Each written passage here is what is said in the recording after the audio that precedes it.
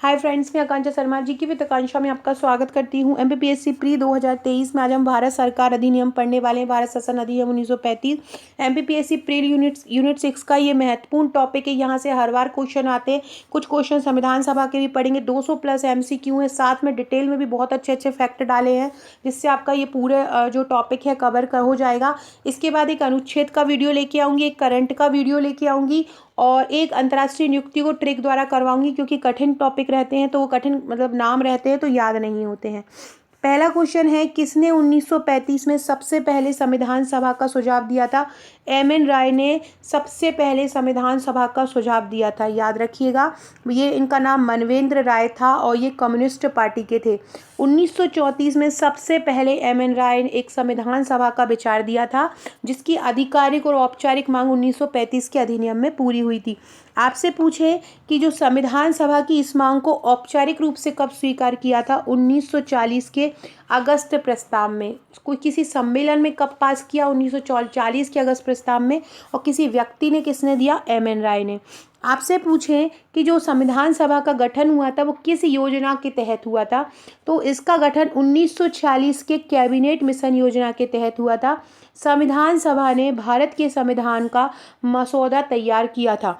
तो 1946 के cabinet mission योजना के तहत संविधान सभा का गठन हुआ था।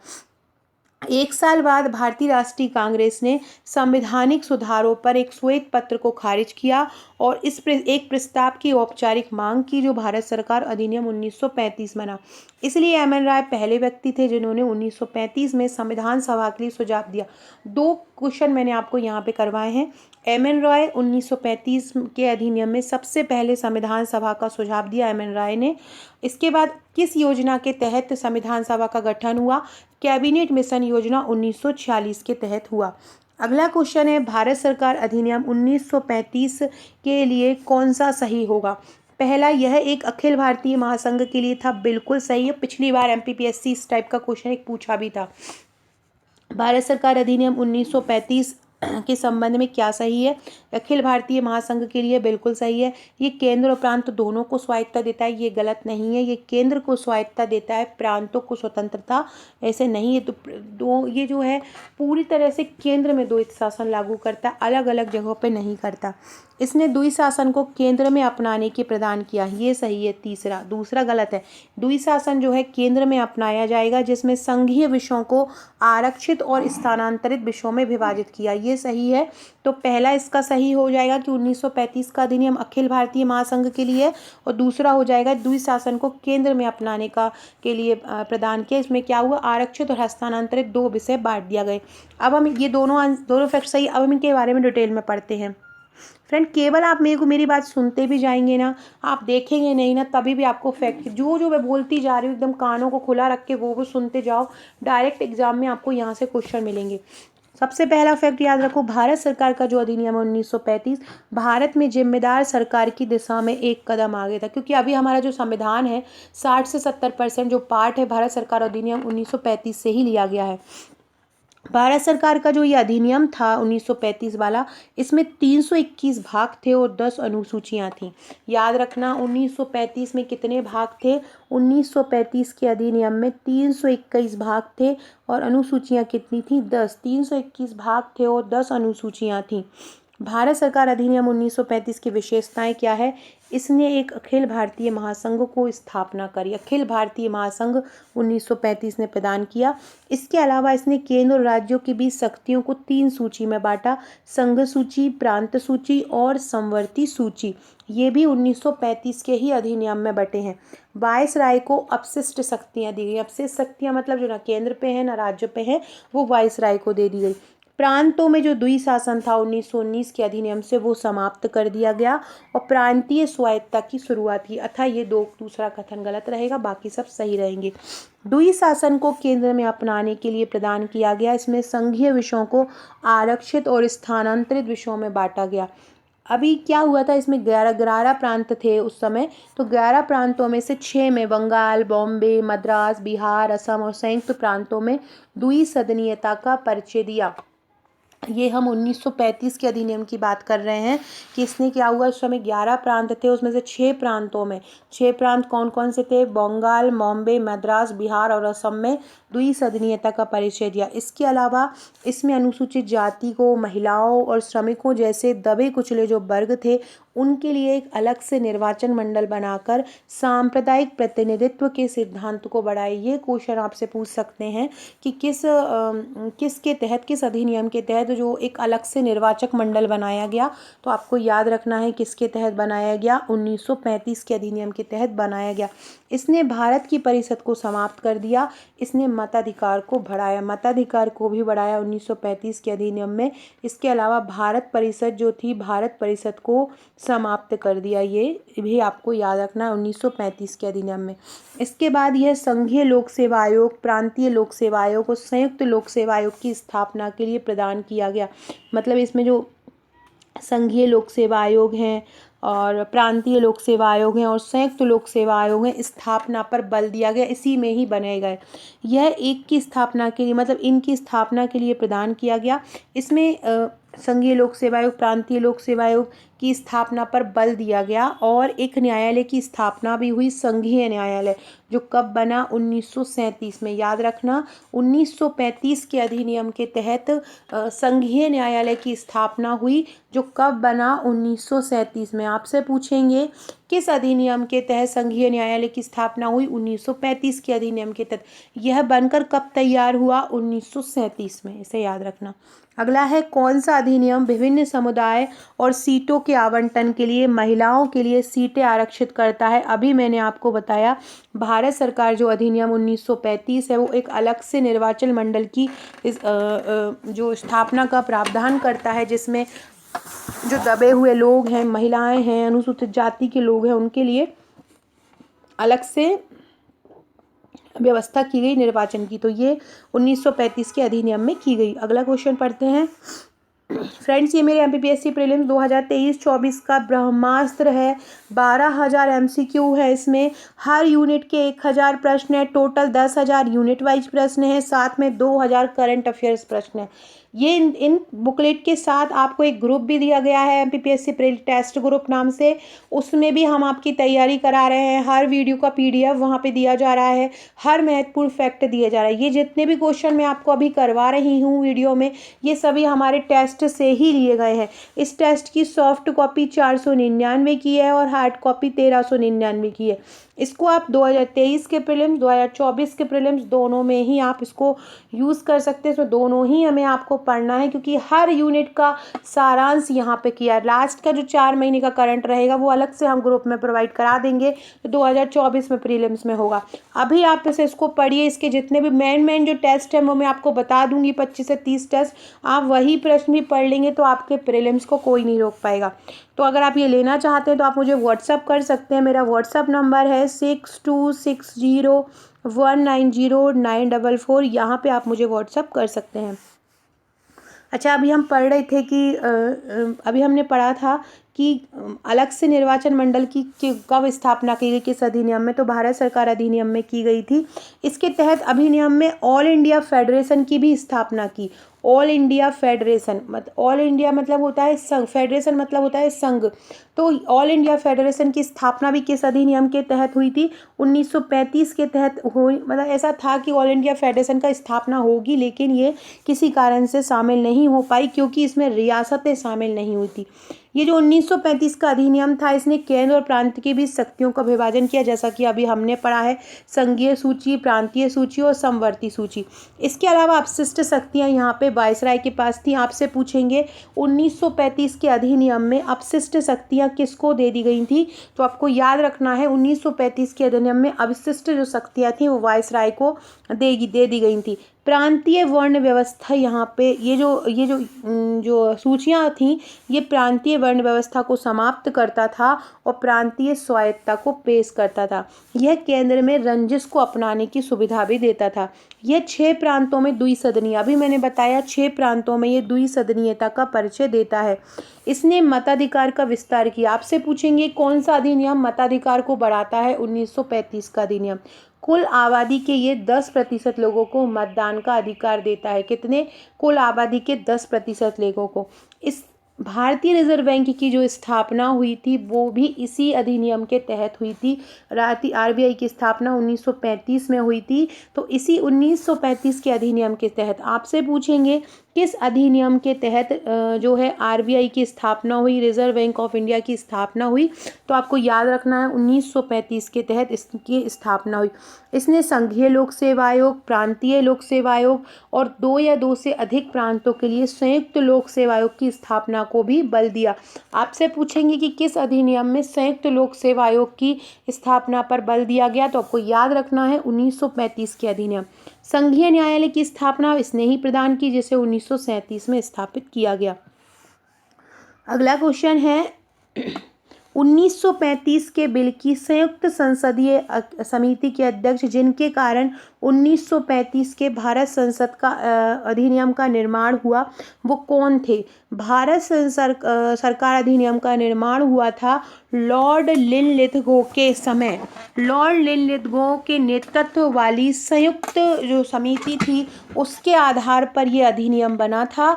तो याद रखना है कि 1935 के बिल की संयुक्त संसदीय समिति के अध्यक्ष कौन थे? लॉर्ड लिनलिथगो थे और यही 1942 के भारत छोड़ो आंदोलन के समय भी वायसराय थे। तो याद रखना लॉर्ड लिनलिथगो के एक समिति थी, प्रवर समिति, उसने एक रिपोर्ट दी थी जिसने ब्रिटिश संसद के दोनों सदनों की स्थापना की थी। तो याद रखना लॉर्ड लिनलिथगो जो थे वो 1936 से 1944 तक 1936 से 1944 तक ये भारत के वायसराय थे और ये 8 साल की अवधि तक रहे थे। भारत के वायसराय के रूप में सबसे लंबा शासन भी इन्हीं का था।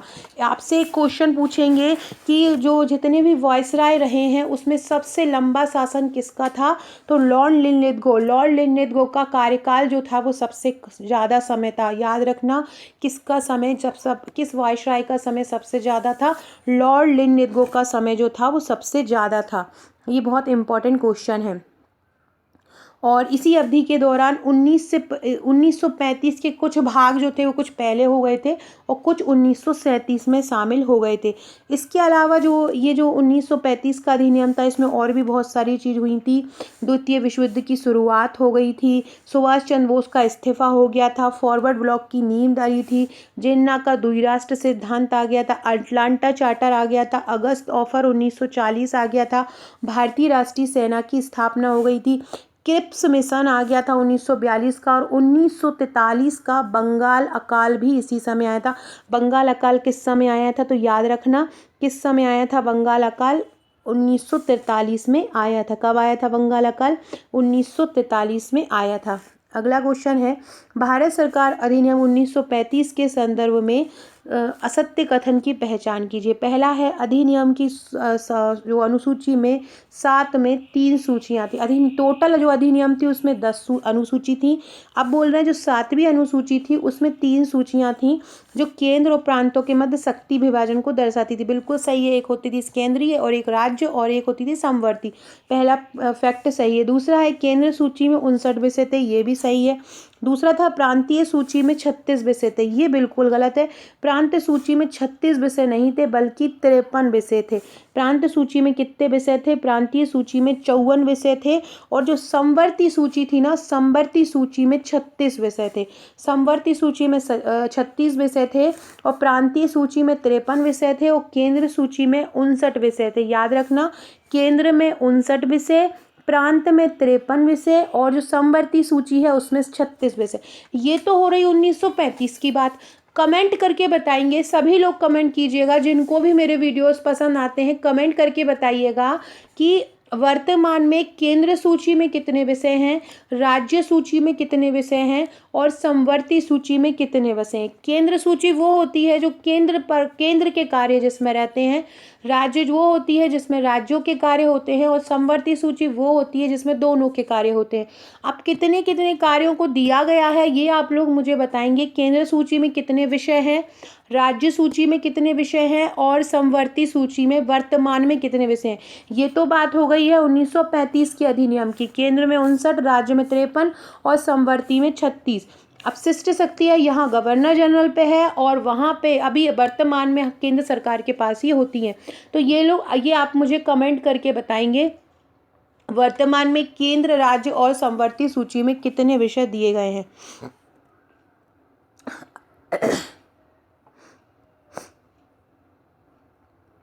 अधिनियम की 3 सूची में केंद्र के लिए 59 मद, प्रांत के लिए 54 और समवर्ती के लिए 36 मद होते हैं। भारत सरकार अधिनियम 1935 की धारा 104 में ये प्रावधान है कि अपशिष्ट जो मामले हैं उस पर निर्णय लेने का अधिकार वायसराय का है। इस प्रकार भारत सरकार अधिनियम 1935 के अधीन अपशिष्ट शक्तियाँ किसको दी गई हैं? गवर्नर जनरल या वायसराय को दी गई हैं। अगला क्वेश्चन है, किस अधिनियम ने भारत में ब्रिटिश शासन के दौरान प्रांतीय स्वायत्तता की शुरुआत की? प्रांतीय स्वायत्तता की शुरुआत किसने की है?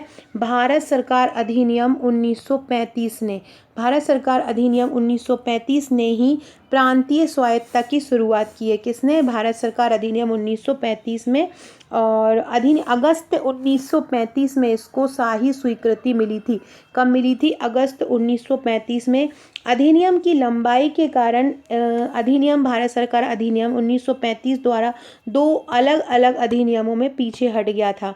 भारत सरकार अधिनियम में 10 अनुसूची और 321 भाग थे। ये मैंने पहले भी बताया है, 10 अनुसूची थी और 3 भाग थे।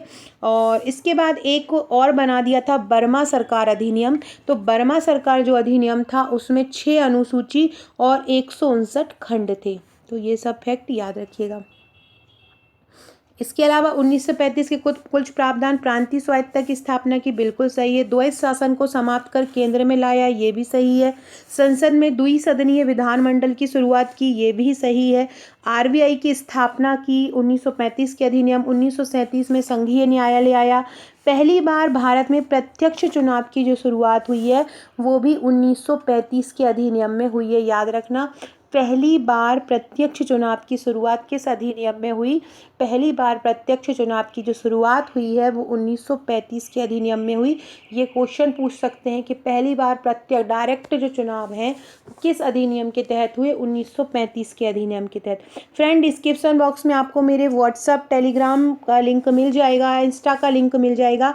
आकांक्षा 1957 में ये मेरी इंस्टाग्राम आईडी है। अगर आपने मुझे इंस्टाग्राम पर फॉलो नहीं किया है तो आप मुझे इंस्टाग्राम पर फॉलो कर सकते हैं। बहुत ही महत्वपूर्ण फैक्ट आपको यहाँ पे मिलते रहेंगे इंस्टाग्राम पर भी। टेलीग्राम ग्रुप को भी ज्वाइन करेंगे डिस्क्रिप्शन बॉक्स में। व्हाट्सअप चैनल भी बनाया है जिसकी लिंक कमेंट बॉक्स में मैं आपको दे दूँगी। न्यू है तो चैनल को शेयर ज़रूर कीजिएगा अपने दोस्तों में ताकि ज़्यादा से ज़्यादा लोगों तक वीडियो पहुँच सके। अगला क्वेश्चन है, गांधी इरविन समझौते को और किस रूप में जाना जाता है? गांधी इरविन समझौते को दिल्ली समझौते के रूप में जाना जाता है। याद रखना, गांधी इरविन समझौता को क्या नाम से जाना जाता है? गांधी इरविन समझौता को दिल्ली समझौते के नाम से जाना जाता है। 25 जनवरी 1931 को जो कांग्रेस कार्य समिति के सदस्य थे रिहा कर दिया गया और गांधी जी और इरविन के बीच एक चर्चा शुरू हुई। इन चर्चाओं के फलस्वरूप वायसराय और गांधी जी के बीच समझौते पर एक हस्ताक्षर हुए जिसको गांधी इरविन समझौता कहते हैं। ये दिल्ली में हुआ, इसलिए इसको दिल्ली समझौता के नाम पर हस्ताक्षर करते हैं क्योंकि दोनों के ही जो हस्ताक्षर थे वो दिल्ली में हुए थे। गांधी इरविन समझौता जो है वो भारतीय राष्ट्रवादी आंदोलन के जो नेता थे मोहनदास करमचंद गांधी और भारत के लॉर्ड इरविन ब्रिटिश वायसराय के बीच 5 मार्च 1931 को हुआ था। तो याद रखना है। इसके अलावा अगर हम सविनय अवज्ञा आंदोलन के बारे में पढ़ें क्योंकि ये उसी समय की घटना है, 12 मार्च 1930 को प्रसिद्ध दांडी मार्च के साथ शुरू हुआ।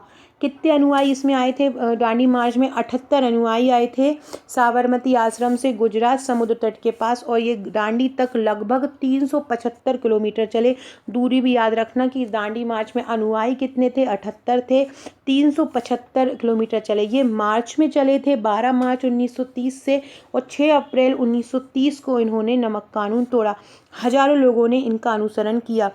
इसी आंदोलन के बाद 5 मार्च 1931 को गांधी इरविन समझौता हुआ। आपसे पूछेंगे कि जो गांधी इरविन समझौता हुआ था वो किस घटना के बाद हुआ था? सविनय अवज्ञा आंदोलन के आंदोलन द्वारा, सविनय अवज्ञा आंदोलन गांधी द्वारा जब दांडी मार्च के बाद, दांडी मार्च के साथ शुरू हुआ और जब नमक कानून तोड़ा, उसके बाद नमक कानून कब तोड़ा? 6 अप्रैल 1930 को तोड़ा। उसी के बाद जो है 5 मार्च 1931 को गांधी इरविन समझौता हुआ। कब हुआ? 5 मार्च 1931 को भारतीयों को घरेलू उपयोग के लिए नमक बनाने की अनुमति इसमें दी। गांधी जी ने लंदन में दूसरे गोलमेज सम्मेलन में भाग लिया और B.R. अम्बेडकर ने सभी गोलमेज सम्मेलन में भाग लिया। अगला क्वेश्चन है, it was a new charter of slavery, या यह गुलामी का एक चार्टर था, नया चार्टर था।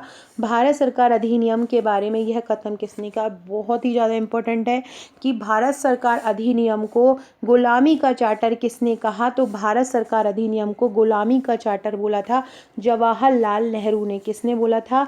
जवाहरलाल नेहरू ने भारत सरकार अधिनियम 1935 को slavery, new charter of slavery या गुलामी का चार्टर बोला था। याद रखना, किसने बोला भारत सरकार अधिनियम 1935 को गुलामी का नया चार्टर? किसने बोला? जवाहरलाल नेहरू ने बोला। 1935 के अधिनियम के तहत प्रांतीय स्वायत्तता की शुरुआत हुई। प्रांतों में द्वि शासन समाप्त कर दिया गया। याद रखना, प्रांतों में जो द्वि शासन था वो समाप्त हुआ और प्रांतों में स्वायत्तता की शुरुआत हुई। केंद्र में विधायी और संघ के लिए मंत्रियों को जिम्मेदार बनाया। और ये किसने कहा कि ये गुलामी का चार्टर था? जवाहरलाल नेहरू ने कहा। कांग्रेस ने इस अधिनियम का विरोध किया था और उसके अलावा उन्होंने एक विधेयक भी पेश किया था। लॉर्ड वेलिंगटन भारत सरकार अधिनियम 1935 के दौरान वायसराय थे। कुछ जो लागू समिति बनी थी उसके अध्यक्ष लॉर्ड लिनलिथगो थे, लेकिन 1935 तक, 1936 से जो थे वो लॉर्ड लिनलिथगो आए थे, लेकिन जो लॉर्ड वेलिंगटन है वो 1935 के समय वायसराय थे। बहुत महत्वपूर्ण क्वेश्चन है, आपसे पूछेंगे कि 1935 के अधिनियम के समय कौन वायसराय थे? तो याद रखना, लॉर्ड वेलिंगटन। लॉर्ड वेलिंगटन 1935 के अधिनियम के समय वायसराय थे। कौन थे? लॉर्ड वेलिंगटन थे। और महात्मा गांधी जी ने क्रिप्स मिशन को, आपसे पूछेंगे जो क्रिप्स मिशन आया था 1942 में, आपसे पूछेंगे क्रिप्स मिशन को दिवालिया बैंक के नाम पर आगामी तारीख का चेक किसने कहा था? महात्मा गांधी ने कहा था। क्रिप्स मिशन को आगामी तारीख का चेक किसने कहा था? महात्मा गांधी ने कहा था आगामी तारीख का चेक क्रिप्स मिशन को। अगला क्वेश्चन है, किसने पूना पैक्ट की नींव रखी? कौन सा ऐसा सम्मेलन है जिसने पूना पैक्ट की नींव रखी? मार्ले मिंटो सुधार, अगस्त प्रस्ताव, सांप्रदायिक पंचाट या साइमन कमीशन? तो जो सांप्रदायिक पंचाट आया था उसने पूना पैक्ट की नींव रखी। देखो, पूना पैक्ट आया था 24 सितंबर 1932 को। Doctor B.R. अम्बेडकर ने इस पर हस्ताक्षर किए। पूना पैक्ट कब आया था? 24 सितंबर 1932 को पूना पैक्ट आया था। याद रखना डेट भी, 24 सितंबर 1932 को पूना पैक्ट आया। पूना पैक्ट शोषित वर्गों के लिए अलग से निर्वाचन मंडल के विचार को छोड़ने प्रदान किया गया था। क्यों आया था ये जो पूना पैक्ट? पूना पैक्ट इसलिए आया था कि जो शोषित वर्ग हैं उनके लिए अलग से निर्वाचक मंडल बनाया जाए, क्योंकि जो अम्बेडकर जी हैं वो हमेशा से ही यही चाहते थे कि जो है जितने भी दबे हुए लोग हैं, पिछड़े हुए लोग हैं, उनको आगे आने का अवसर मिले। तो शोषित वर्गों को उन्होंने अलग से निर्वाचक मंडल बनाने को बोला। पूना पैक्ट को ब्रिटिश अधिकारियों ने सांप्रदायिक पंचायत में संशोधन के रूप में स्वीकार किया। इसने प्रांतीय विधानसभाओं में दलित वर्गों को लगभग 147 सीट प्रदान की गई, जबकि सांप्रदायिक पंचायत द्वारा दी गई 71 सीटों का विरोध भी किया गया। तो याद रखना, दलित वर्गों को लगभग कितनी सीट प्रदान की? इसने प्रांतीय विधानसभाओं में जो दलित वर्ग थे उनको 147 सीट प्रदान करी और 71 सीटों पर इसका विरोध किया। अगला है, किस अधिनियम द्वारा भारत परिषद को समाप्त किया गया? भारत सरकार अधिनियम 1935 द्वारा जो है भारत परिषद को समाप्त कर दिया गया। अखिल भारतीय संघ की स्थापना का विचार भी इसी अधिनियम के तहत आया। द्विसदनीय विधानसभा, विधानमंडल, राज्य परिषद और संघीय विधानसभा भी इसी के तहत आया। इसके बाद प्रांतों में राजतंत्र को समाप्त कर दिया गया इस अधिनियम द्वारा। क्या हुआ? प्रांतों में राजतंत्र को समाप्त कर दिया गया इसी अधिनियम में। प्रांतीय विधानसभाओं का विस्तार किया गया, संघीय न्यायालय बनाया गया, भारत परिषद समाप्त किया और भारत सचिव परिषद भी इसके द्वारा समाप्त की गई। भारत सचिव परिषद भी इसमें समाप्त कर दी गई 1935 के अधिनियम में। अगला क्वेश्चन है, किस भारत सरकार अधिनियम ने प्रांतीय स्तर पर द्वैध शासन को समाप्त कर दिया गया? प्रांतीय स्तर पर जो द्वैध शासन था उसको भारत सरकार अधिनियम 1935 ने समाप्त कर दिया गया। 1935 के अधिनियम में 321 धारा या 321 भाग और 10 अनुसूचियां थीं। यह आंशिक रूप से कब लागू हुआ? भारत सरकार अधिनियम 1935 1936 में लागू हुआ और देश में आम चुनाव इसके द्वारा निर्धारित तर्ज पर लागू हुए। इसमें बहुत सारे लोग जो थे इसमें गुस्सा भी थे। इसके अलावा विषय मैं आपको बता चुकी हूँ, 3 सूची बांटी गई, प्रांतीय, संघीय और समवर्ती सूची। अगला क्वेश्चन है, किस अधिनियम ने केंद्र और प्रांतों के बीच विधायी शक्तियों को विभाजित किया? विधायी जो नियम है उनको विभाजित कर दिया था भारत सरकार अधिनियम 1935 में। मैंने अभी बताया था कि संघीय सूची, राज्य सूची और समवर्ती सूची। इसके अलावा 11 प्रांतों में से 6 प्रांतों में द्विसदनीयता की व्यवस्था की गई थी। 11 प्रांतों में से 6 प्रांतों में, मैंने वो प्रांत भी बताए थे आपको। इसके अलावा जो 1861 का अधिनियम है उसके द्वारा बॉम्बे और मद्रास प्रेसिडेंसी की विधायी शक्तियों को बहाल कर दिया था। और 1919 के अधिनियम ने प्रांतों में भी द्विसदनीयता के लिए प्रावधान किया था। अगला क्वेश्चन है, निम्नलिखित में से कौन भारत सरकार 1935 का प्रावधान नहीं है? पहला है, कोई प्रांतीय स्वायत्तता नहीं। तो बिल्कुल गलत है, क्योंकि 1935 के अधिनियम ने प्रांतों को तो स्वतंत्रता दी है। केंद्र में द्विशासन की शुरुआत, ये बिल्कुल सही है। दिल्ली में संघीय न्यायालय की स्थापना, ये भी सही है। राज्य सचिव परिषद को समाप्त कर दिया गया, तो ये भी सही है। तो ये सभी सही हो जाएगा। अगला है, बर्मा को किस अधिनियम द्वारा अलग किया गया था?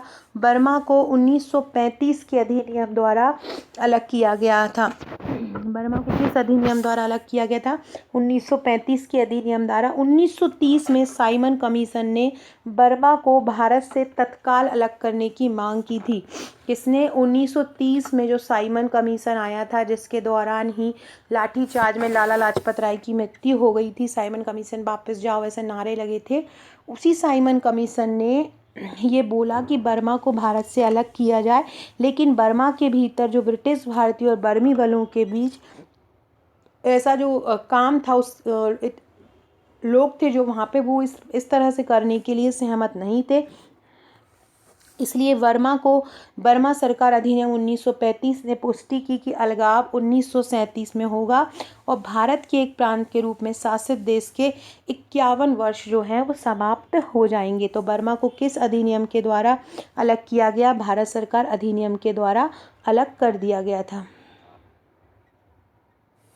इसके अलावा कुछ इम्पोर्टेंट फैक्ट हैं, वो और एक बार पढ़ लीजिए। भारत सरकार अधिनियम, प्रांतीय द्वैध शासन का उन्मूलन किया गया, केंद्र में द्वैध शासन बनाया गया, भारतीय परिषद का उन्मूलन किया गया, उसके स्थान पर जो भारतीय परिषद का जो हटाया गया उसके स्थान पर सलाहकार निकाय बनाया। इस अधिनियम की व्याख्या करने और संघीय मामलों से संबंधित विवादों का निर्णय करने के लिए संघीय न्यायालय की स्थापना की गई। ब्रिटिश भारत क्षेत्रों और रियासतों के साथ एक अखिल भारतीय संघ का प्रावधान किया गया। अल्पसंख्यकों के लिए विस्तृत सुरक्षा उपाय और सुरक्षात्मक उपकरण बनाए गए। ब्रिटिश संसद की सर्वोच्चता बताई, ब्रिटिश संसद को मतलब सर्वोच्च बनाया गया। विधायिकाओं के आकार में वृद्धि की गई। बर्मा को भारत से अलग किया गया। अगला क्वेश्चन है, भारतीय शासन अधिनियम 1935 के द्वारा अपशिष्ट शक्तियाँ किसको दी? मैंने अभी बताया था, गवर्नर जनरल या वायसराय को। किसको दी? गवर्नर जनरल या वायसराय को अपशिष्ट शक्तियाँ दी। गवर्नर जनरल या वायसराय को दी। सचिव परिषद भी समाप्त कर दी। ये भी कुछ इंपॉर्टेंट क्वेश्चन है। किसने कहा था कि संविधान सभा कांग्रेस थी और कांग्रेस भारत था? ये किसने कहा था कि संविधान सभा कांग्रेस थी और कांग्रेस भारत था? ये कहा था ऑस्टिन ने। किसने कहा था कि संविधान सभा कांग्रेस थी और कांग्रेस भारत था?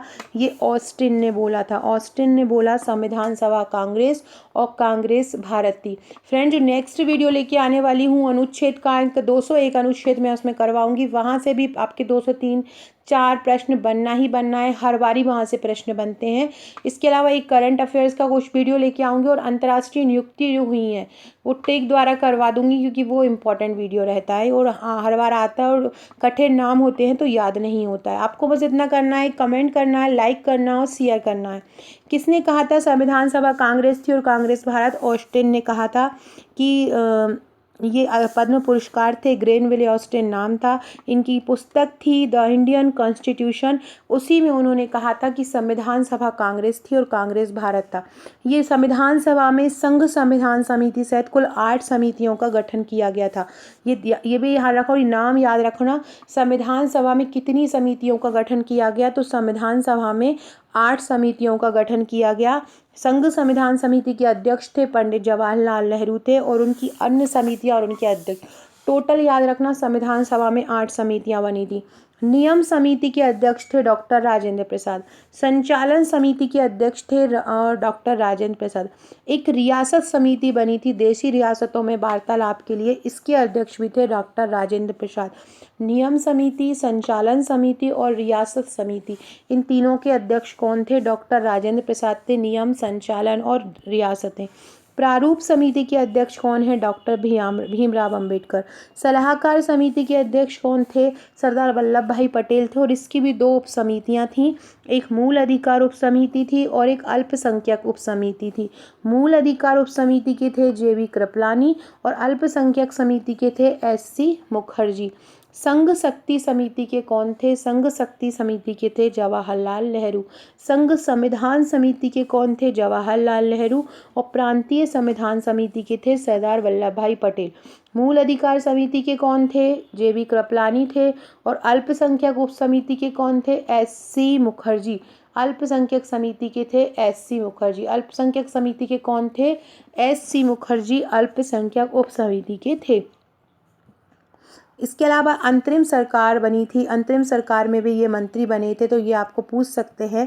जैसे जवाहरलाल नेहरू वो प्रधानमंत्री बने थे और विदेश मामला भी इनके पास थे।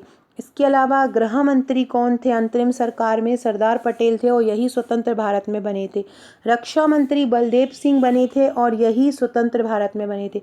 अंतरिम जो शिक्षा मंत्री थे वो C राजगोपालाचारी थे, लेकिन जो फाइनली बन गए थे जब देश आज़ाद हुआ था स्वतंत्र भारत के समय, उसमें मौलाना अबुल कलाम बने थे। खाद्य एवं कृषि मंत्री अंतरिम सरकार में राजेंद्र प्रसाद थे और स्वतंत्र भारत में भी राजेंद्र प्रसाद थे। रेल व परिवहन मंत्री अंतरिम सरकार में आसफ अली और स्वतंत्र भारत में रेल व परिवहन मंत्री रहे थे जॉन मथाई। अंतरिम सरकार में आसफ अली और स्वतंत्र भारत में जॉन मथाई। उद्योग मंत्री अंतरिम सरकार में जॉन मथाई रहे थे और वर्तमान जो स्वतंत्र सरकार बनी थी उसमें श्यामा प्रसाद मुखर्जी रहे थे। उद्योग मंत्री कौन रहे थे? श्यामा प्रसाद मुखर्जी रहे थे। वित्त मंत्री लियाकत अली रहे थे अंतरिम सरकार में और स्वतंत्र भारत में रहे थे षणमुखम सेट्टी। अंतरिम मतलब जो टेम्पररी बना दी गया था और फाइनली जब देश आज़ाद हुआ था फिर जो बनाया गया था। सो फ्रेंड्स, ये थे हमारे आज के क्वेश्चन। आशा है आपको पसंद आए होंगे। वीडियो अच्छा लगे तो लाइक शेयर सब्सक्राइब जरूर कीजिएगा, शेयर कीजिएगा। Okay friends, thank you.